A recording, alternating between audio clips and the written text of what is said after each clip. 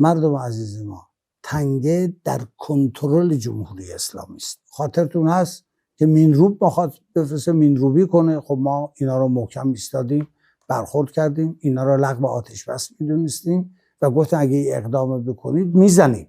تا مرحله درگیری هم رفتیم، اونا عقب نشینی کردن. اونجا که بودم برادر اون آقا عبداللهی با من تماس داشت، میگفت مینروب اینا اومده در جای قرار گرفته که اگر اینجا نایسته حتما موشک ما بهش اصابت میکنه.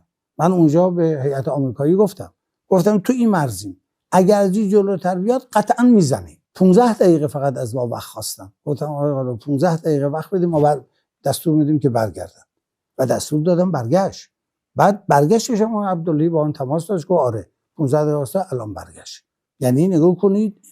لذا اگر امروز در تنگه هم ترددی داره انجام میشه و پیش میره، ما کنترل تنگه دست ماست. الان اینا 2 روز 3 روزه آمدن محاصره کردن. محاصره یعنی چی؟ یعنی همه بیان برن، ایران نره.